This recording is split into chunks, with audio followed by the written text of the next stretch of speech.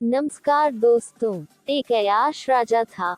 वह इतना धूर्त था कि नगर में किसी भी खूबसूरत महिला या लड़की को देख लेता तो अपने रुतबे के दम पर उसे हासिल कर लेता। एक बार राजा ने अपने लड़के के जन्मदिवस पर एक बहुत बड़े उत्सव का आयोजन किया जिसमें नगर के सभी लोग पधारे। राजा का सबसे खास मंत्री भी अपनी पत्नी सहित राजा के यहाँ उत्सव में शामिल होने पहुंचा। जब राजा ने मंत्री की पत्नी को देखा तो राजा उसे देखता ही रह गया।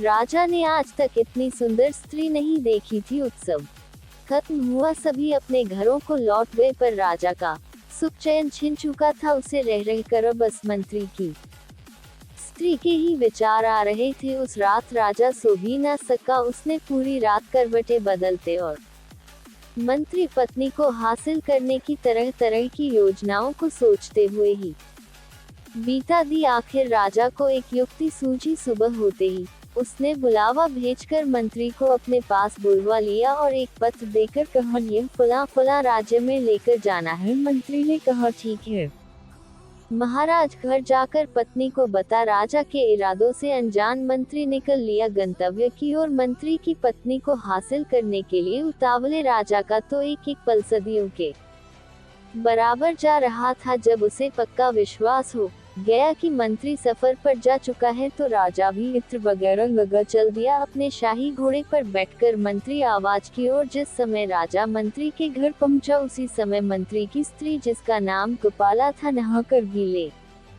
बालों को घर के आंगन में बैठकर सुखा रही थी। जैसे ही उसने राजा को देखा वो तुरंत खड़ी हो गई और बोली, महाराज की जय हो। राजा ने हाथ उठा मंत्री वधू कुपाला का अभिवादन स्वीकार किया। बोली, कहिए महाराज, आज इधर कैसे आना हुआ? राजा बोला, कुछ खास काम नहीं, बस इधर से गुजर रहा था तो सोचा क्यों ना अपने खास मंत्री के घर सब ठीक ठाक है कि नहीं हाल चाल लेता चलूं। मंत्री वधू कुपाला ने राजा को बिठा इज्जत और सेवा भाव से उसकी खूब खातिरदारी की और अच्छे अच्छे पकवान बना राजा के सामने पेश किए। राजा वहाँ खाना थोड़े ना खाने गया था, थोड़ा बहुत खा पी अपने इरादे जाहिर करते हुए उसके हुस्न की तारीफ में बोला, मैंने आज तक अपनी जिंदगी में तुम जितनी खूबसूरत स्त्री नहीं देखी। राजा के बुरे इरादों को मंत्री वधू कुपाला पहले ही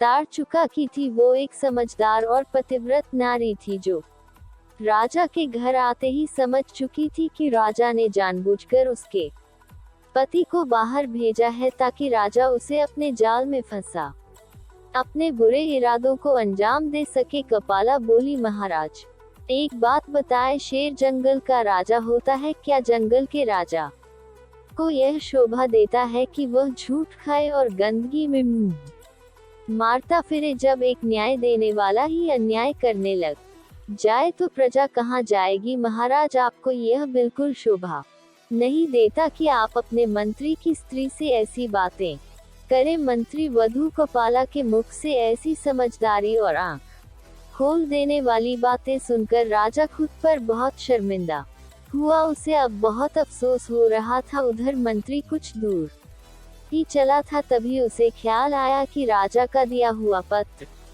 तो घर ही भूल आया है। उसने तुरंत अपना घोड़ा मोड़ा और घर की तरफ दौड़ा दिया। मंत्री जब घर पहुंचा और घर के बाहर राजा का घोड़ा देखा तो उसके पैरों नीचे से जमीन निकल गई। उसे सारा माजरा समझते देर न लगी। मंत्री की पत्नी राजा के साथ रंगरेलियां मना रही है, यही सोच सोचकर मंत्री के खून का पानी बनते देर न लगी। फिर भी मंत्री खून का कड़वा घूंट पी गया और चुपचाप जाकर वो पत्र उठाया और बिना किसी की नजरों में आए, बिना किसी से कुछ कहे सुने घर से निकल गया और राजा की बताई जगह पर वह पत्र पहुंचा दिया। पत्र पहुंचाकर जब मंत्री राजा के सामने हाजिर हुआ तो राजा ने बहुत सारे हीरे जवाहरात इनाम के तौर पर मंत्री को दिए। मंत्री ने वो सारे हीरे जवाहरात ज्यों के त्यों अपनी पत्नी को दिए तो उसकी पत्नी ने कहा, ये इतना सब कहाँ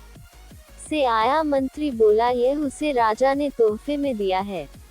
और उसके मायके छोड़ आया। ऐसे ही समय बीत गया, ना तो मंत्री ने उसकी कोई खोज खबर ली और न ही उसे लाने गया। जब इस बात को बहुत दिन हो गए तो मंत्री की पत्नी के भाई आखिर थक हार कर मंत्री के पास पहुंचे और कहा कि वो उनकी बहन को लेने क्यों नहीं आ रहा। तब मंत्री ने कहा, मैंने उसके प्रति अपने सभी कर्तव्य पूरे कर दिए हैं, वो अब मेरी जिम्मेदारी नहीं। मंत्री वधू कोपाला के भाई राजा के सामने पेश हुए और मंत्री की शिकायत की। राजा ने तुरंत मंत्री को भी बुलवा लिया। मंत्री के साले बोले, महाराज, हमने एक सुंदर हरा भरा फल फूलों से लदा हुआ बाग इसके हवाले किया था, जिसमें एक मीठे पानी से लबालब भरा कुआं भी था, परंतु महाराज, आपके सामने खड़े इस शख्स ने हमारे उस हरे भरे सुंदर बाग को उजाड़ दिया, उसके सारे फल खा गया और उस कुएं के मीठे पानी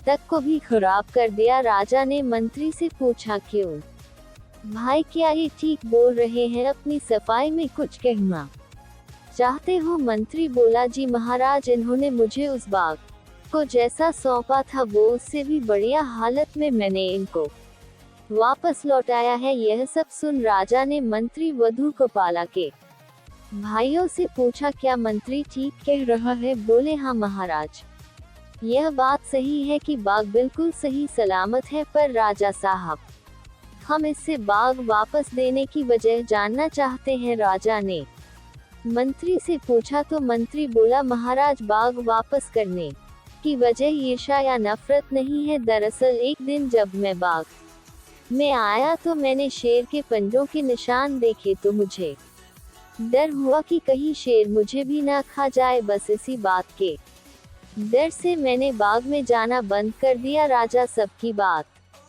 बड़े ध्यान से सुन रहा था। वो सिंहासन से खड़ा हुआ और बोला, मंत्री साहब, अपने बाग में बेखौफ बिना किसी डर भय के चले जाओ। इसमें कोई शक नहीं कि शेर तुम्हारे बाग की तरफ गया था, लेकिन वो शेर ना तो तुम्हारे बाग में कोई असर छोड़ सका और ना ही बाग का कोई पत्ता तोड़ सका, ना ही कोई फल खा सका। वो शेर तुम्हारे बाग में थोड़ी देर रहा, फिर मायूस होकर लौट गया। राजा बोला, कसम उस ऊपर वाले की, मैंने तुम्हारे बाग के चारों तरफ लगी मजबूत दीवार जैसी पहले कभी नहीं देखी। उसके बाद मंत्री सीधा अपनी ससुराल गया और पत्नी कोपाला को ले आया। सारा माजरा बिना मंत्री वधू की इज्जत उछाले सुलझ गया और दरबार में बैठे किसी भी व्यक्ति को कुछ समझ नहीं आया। ऐसी ही और कहानियों के लिए चैनल सब्सक्राइब कर चैनल पर बने रहे। आप सबका तहे दिल से धन्यवाद।